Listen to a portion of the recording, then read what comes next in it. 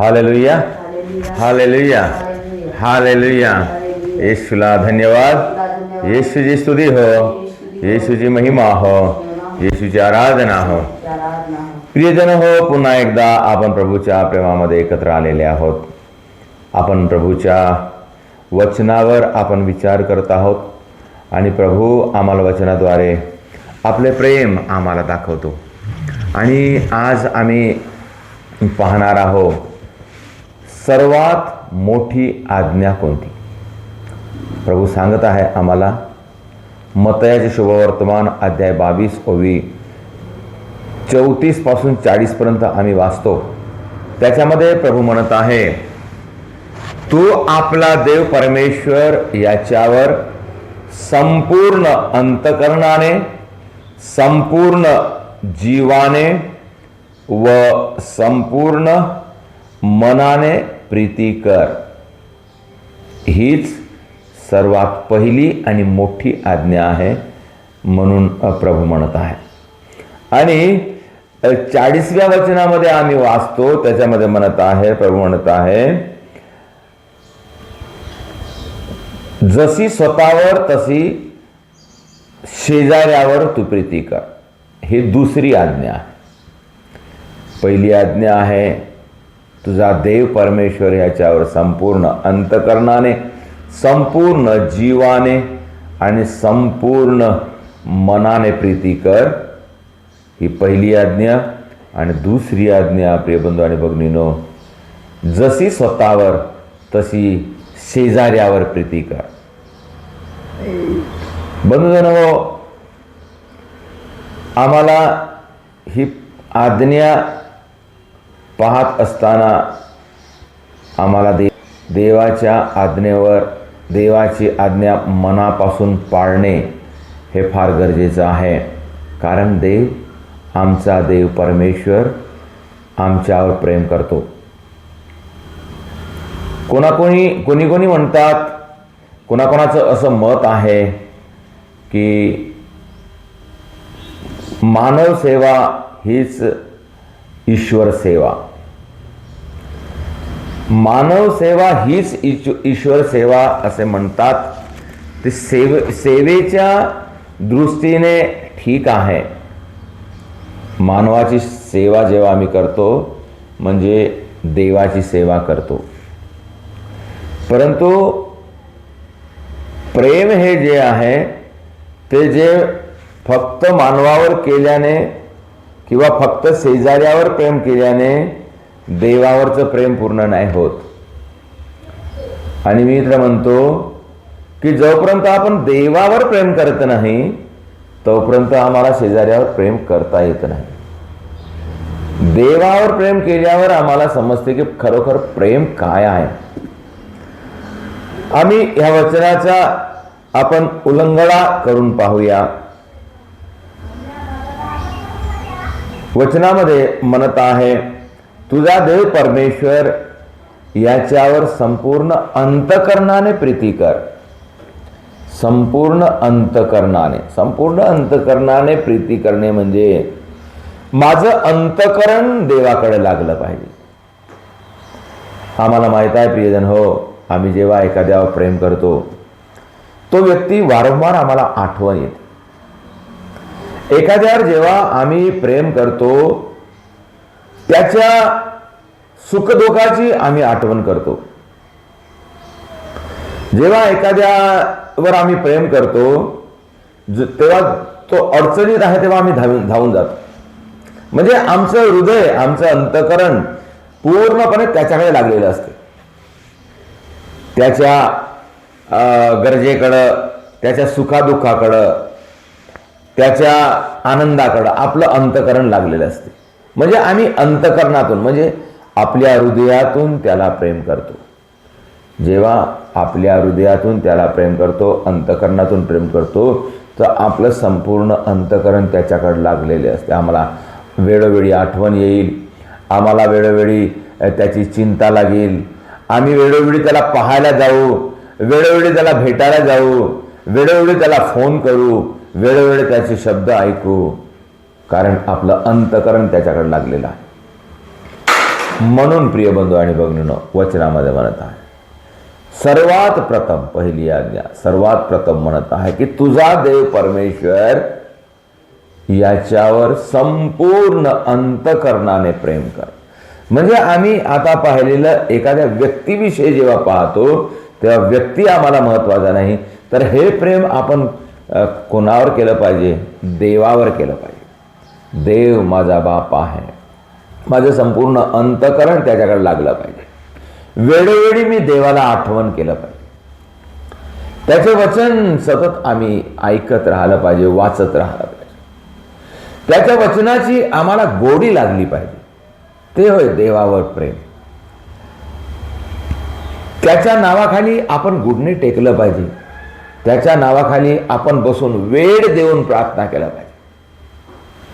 वेळ देऊन प्रार्थना, त्याला म्हणतात देवावर प्रेम.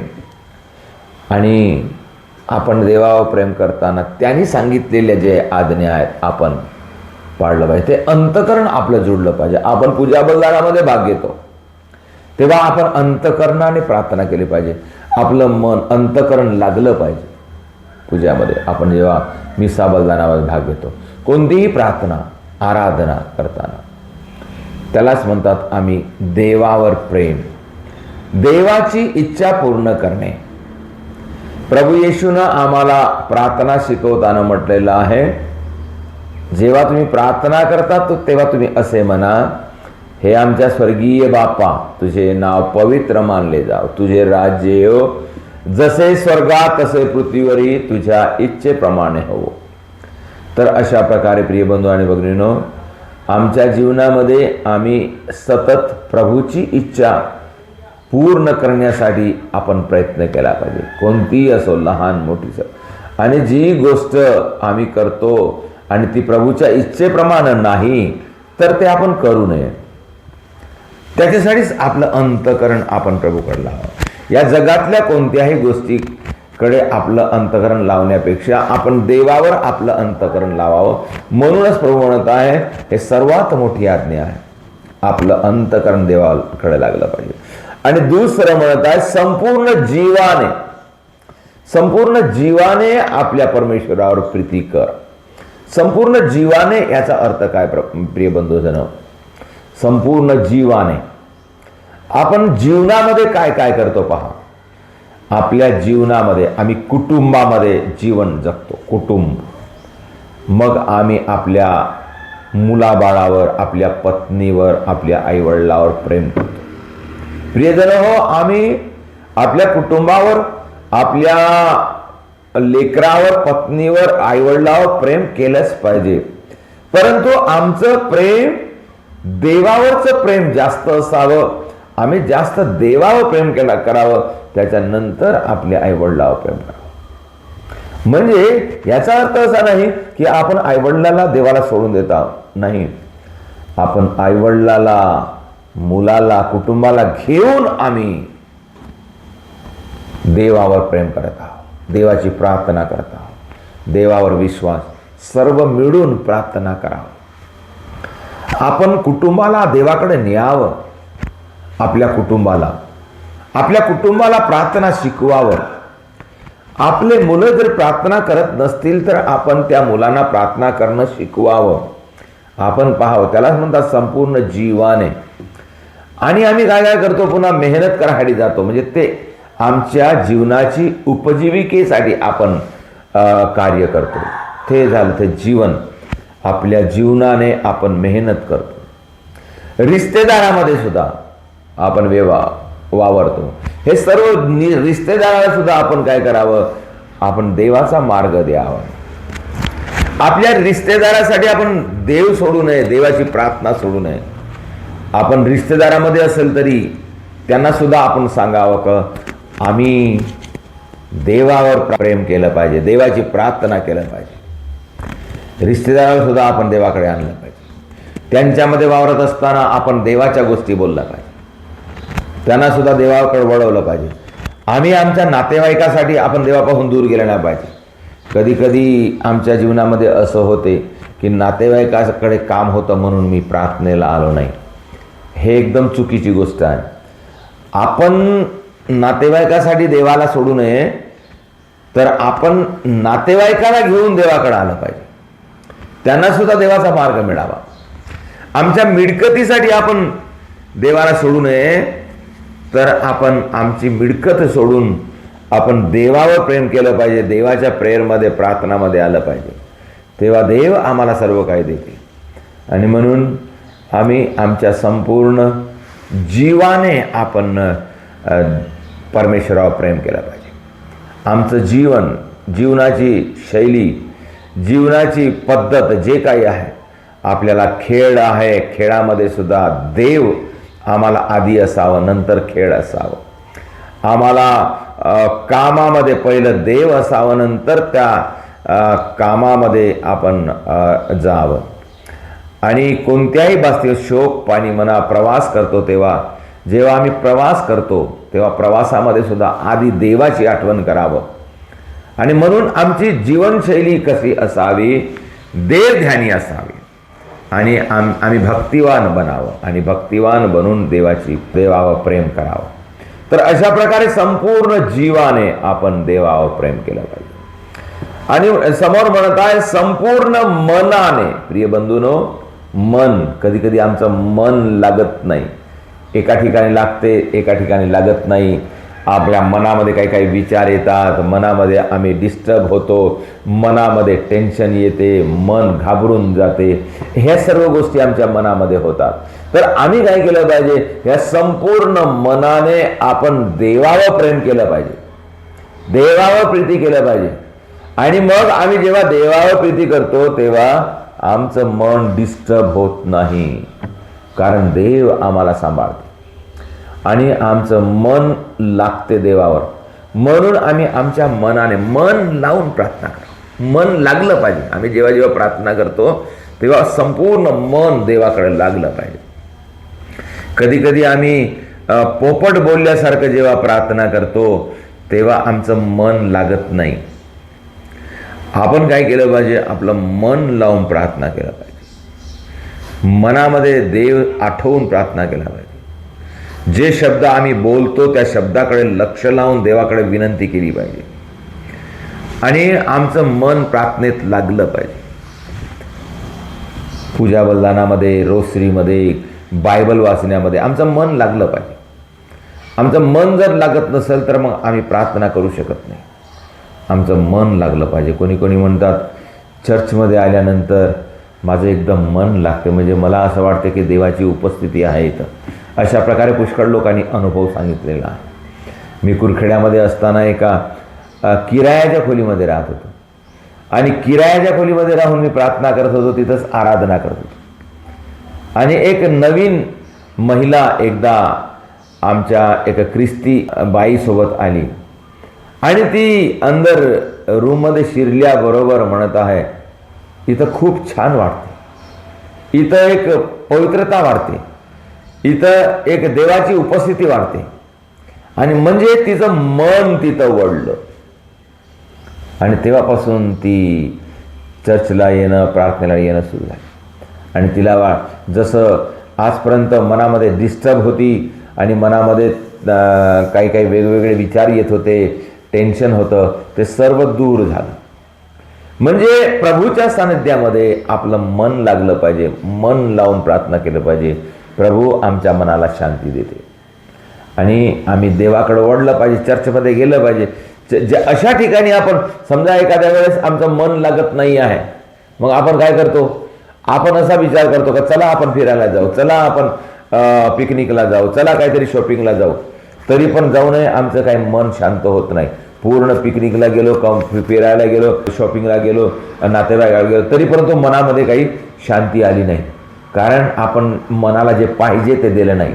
आमच्या मनाला काय पाहिजे, देवाचं सानिध्य पाहिजे, परमेश्वराचं सानिध्य पाहिजे.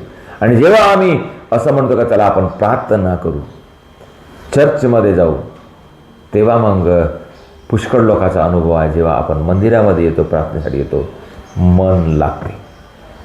आमच्या मनामध्ये असलेलं वाईट निघून जाते, बंधन निघून जाते, शैतान शक्ती निघून जाते आणि आमचं मन लागते. म्हणून परमेश्वर म्हणत आहे संपूर्ण मनाने आपण देवावर प्रीती केलं पाहिजे. आमचं मन देवाकडं वळलं पाहिजे, तेच देवावर प्रीती. बाकीच्या जिथं ज्याच्यावर आम्ही प्रीती करतो त्याच्याकडे आपलं मन जातं. म्हणून आम्ही देवावर प्रीती करावं आणि मन म्हणजे मग आपल्याला आपलं मन लागते.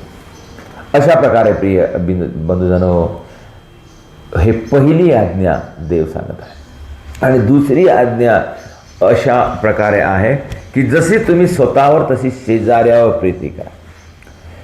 प्रियजन हो, मगाशी सांगितल्याप्रमाणे पुष्कळ जाण्याचं म्हणणं आहे की देव बनत राहण्यापेक्षा जन सेवा करा, देवाची लोकांची सेवा करा, शेजाऱ्यावर प्रीती करा.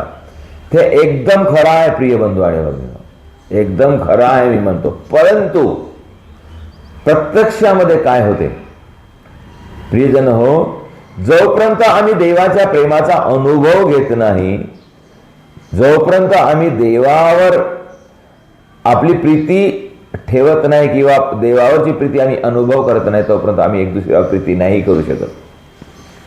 प्रियजन हो, पुष्कळ जणांचे कुटुंबामध्ये झगडे तंटे आहेत, कारण देवावर प्रीती न करता पती पत्नी स्वतः प्रीती करणं सुरू केलेले आहे. पुष्कळ कुटुंबामध्ये तसं झालं.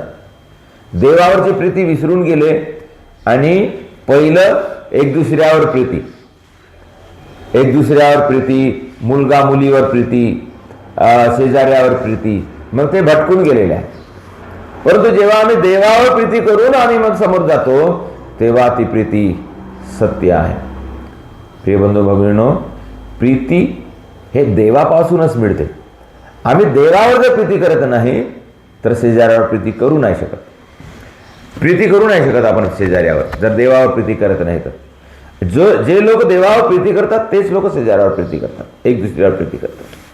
कारण देव प्रीती आहे. आपण योहानाचे पहिले पत्र अध्याय 4 ओवी 8 मध्ये आणि ओवी 16 मध्ये वाचतो. त्याच्यामध्ये लिहिलेलं आहे की देव प्रीती आहे. देव प्रीती आहे, प्रीती देवच आहे. आणि ती प्रीती देवाकडून आलेली प्रीती आम्हाला पाहिजे. आम्ही स्वतः केलेली प्रीती नाही, आपण देवावर प्रीती करून आपण एक दुसऱ्यावर प्रीती केला. मदर तेरेसानं अनुभव केलेला. संत मदर तेरेसा ती स्वतः म्हणते, ती रोज प्रार्थना करत, आराधना करत, 4 वाजतापासून उठून ती आराधनेमध्ये बसत होती. आणि आराधनेमध्ये बसून प्रार्थना करून, आराधना केल्यानंतर, देवावरची प्रीती केल्यानंतर ती इतरावर प्रेम करत. तीच प्रीती ती इतरांना देत होती. बिमारावर टाकलेले नाथ लोक, मरायला टेकलेले लोक, असे लोक की त्याला सर्व सोडून दिले, फेकून दिलेले लोक, अशा लोकांना ती उचलून त्याचे घाव साफ करून ती त्याच्यावर प्रीती करत. तिला विचारलं, एकदा अशा व्यक्तीचे ते घाव साफ करत होती की एकदम घीण येत होती तिथून, त्याच्या फोडातून आणि त्याच्या शरीरातून. असे एक म्हणजे सेवाचे कार्य ती करत होती. तेव्हा एक मोठा व्यक्ती, एक मिनिस्टर तिच्याकडे आला, तिला भेटायला आला. कारण त्यांनी संत मदर तेरेसाचं नाव ऐकलेलं होतं की ती सेवाभावी आहे, सेवा करत आहे. त्याला वाटलं की ती एक फक्त समाजसेवक आहे, अशा प्रकारे त्यांना वाटलं. आणि तिला खूप अवॉर्ड मिळालेले आहेत. आणि तो व्यक्ती तिला भेटायला आला. आणि जेव्हा तो व्यक्ती संत मदर तेरेसाला भेटायला आला, तेव्हा मदर तेरेसा अशा व्यक्तीची सेवा करत होती की तो एकदम आजारी आहे, त्याच्या शरीरातून पू वाहत आहे, त्याच्या घावातून गंदगी येत आहे. आणि हे पाहिल्याबरोबर, असं दृश्य पाहिल्याबरोबर त्याला घीण आली. आणि त्या व्यक्तीनं, त्या मोठ्या साहेबांनी मदर तेरेसाला, संत मदर तेरेसाला म्हटलं, हे असे कार्य, मला लाखो रुपये मिळाले तरी मी असे कामं करणार नाही, माझ्याच्याने हे होत नाही, असं म्हणून त्या व्यक्तीने आपले मत व्यक्त केले. तेव्हा मदर तेरेसाने म्हटलं, मलाही लाखो करोडो रुपये जर भेटले तरी मी असं काम करणार नाही. लाखो करोडो लोकांसाठी मी हे काम करणार नाही, परंतु मी हे काम करतो माझ्या प्रभूसाठी. मी माझ्या प्रभूवर प्रेम करतो म्हणून मी हे सेवा कार्य करतो. प्रियजन हो, जर मदर तेरेसा देवाचं प्रेम ओळखली नसती तर ती एवढे समाजसेवेचे कार्य करू शकली नसती. देवाची प्रीती जो ओळखतो तेच हे कार्य करतो. मदर तेरेसाच्या जीवनातल्या पुष्कळ गोष्टी आहेत, पुष्कळ उदाहरण आम्ही पाहिलेलं आहे आणि त्या सगळ्यावरून आम्हाला समजते की तिनं पहिलं देवावर प्रेम केलं आहे. देवावर प्रेम करून देवाचं प्रेम ओळखलं ना. ती लहान असताना सुद्धा एकदा तिच्या आईसोबत घराच्या समोर बसलेली होती. अनेक भिकारी आला आणि तिच्या आईनं अर्धे तांदूळ जे साफ करत होती ते अर्धे तांदूळ त्या भिकाऱ्याला देऊन टाकले. मदर तेरेसानं विचारलं आईला, अगं आई, आम्हाला ते पुरणार नाही, तो अर्धे तांदूळ देऊन टाकली. आईनं म्हटलं, देव आम्हाला सांभाळणार. तेव्हापासून मदर तेरेसाच्या मनामध्ये देवाचं प्रेम शिरलं. देव, परमेश्वर सगळं काय करतो. हे सगळं काय करणारा आम्ही नाही, सगळं काय करणारा परमेश्वर आहे. सगळं काय करणारा आमच्या जीवनामध्ये करणारा पण आम्ही फक्त आमची मनाची तयारी दाखवून देवावर प्रेम करून आम्ही आमचे कार्य करावं. तर अशा प्रकारे प्रियजन हो, देव प्रीती आहे आणि तीच प्रीती आम्ही दुसऱ्याला देऊ शकतो. म्हणून आम्ही सर्वात प्रथम देवावर प्रीती करावं आणि नंतरच आम्ही शेजाऱ्यावर प्रीती करू शकतो. म्हणूनच प्रभूने सांगितलं, पहिली प्रीती अशी आहे की तुझा देव परमेश्वराच्यावर तू संपूर्ण अंतकरणाने, संपूर्ण जीवाने आणि संपूर्ण मनाने प्रीती कर. आधी देवावर प्रीती कर, हे पहिली आज्ञा आहे. आणि दुसरी आज्ञा अशी की तू जशी स्वतःवर तशी इतरावर म्हणजे शेजाऱ्यावर प्रीती कर. प्रियजन हो, आम्ही देवाची प्रीती ओळखली तर आम्ही दुसऱ्यावर प्रेम करतो. जेव्हा आम्ही देवाच्या प्रीतीने भरून जातो तेव्हा आपोआप आपलं मन, आपलं अंतकरण शेजाऱ्यावर प्रीती करण्यासाठी तयार होते. कारण देव प्रीती आहे आणि म्हणून देवाने आम्हाला किती प्रेम केले हे आपण ओळखलं पाहिजे. आम्ही यशायाचा ग्रंथ अध्याय 43:1 मध्ये वाचतो. प्रभू म्हणत आहे, मी तुला तुझ्या नावाने हाक मारलेली आहे. परमेश्वर जेव्हा आम्हाला नावाने हाक मारतो म्हणजे किती प्रेम करतो तो. आणि एखाद्याला नावाने जेव्हा हाक मारतो तेव्हा व्यक्ती आनंदित होतो, खुश होतो. नावाने हाक मारणे. आणि जेव्हा आपण एखाद्यावर प्रेम करतो त्याचं नाव आम्हाला आठवण राहते. आम्ही समजा आपल्याला त्याच्यावर प्रेमच नाही, आम्ही त्याच्याकडे लक्षच देत नाही, त्याचं नाव आम्हाला आठवण राहणार नाही. जो नावाने हाक मारतो म्हणजे तो प्रेम करतो. म्हणजे देवाने आम्हाला आपल्या नावाने हाक मार, प्रत्येकाच्या नावाने हाक मारलेली आहे. आणि प्रभू काय म्हणत आहे समोर, तू माझा आहेस, मी तुला तुझ्या नावाने हाक मारलेली आहे कारण तू माझा आहेस. म्हणजे देव आम्हाला माझा म्हणून म्हणत आहे, कारण आम्ही देवाचे लेकरे आहोत. म्हणजे आमचं कर्तव्य आहे की आम्ही सर्वात आधी देवावर प्रीती करावं आणि त्याच्यानंतर आम्ही शेजाऱ्यावर प्रीती करावं. शेजाऱ्यावर प्रीती करावा, केलंच पाहिजे. शेजाऱ्यावर प्रीती केलं पाहिजे, एक दुसऱ्यावर प्रीती केली. देवाने आम्हाला सांगितलं आहे एक दुसऱ्यावर, मी जशी तुमच्यावर प्रीती केली तशी तुम्ही एक दुसऱ्यावर प्रीती करा. प्रभू येशू काय म्हणतात, मी जशी तुमच्यावर प्रीती. प्रभू येशूनं कशी प्रीती केली? प्रभू येशूनं सर्वात प्रथम परमेश्वर पित्यावर प्रीती केली. तो रात्रंदिवस प्रार्थना करत होता.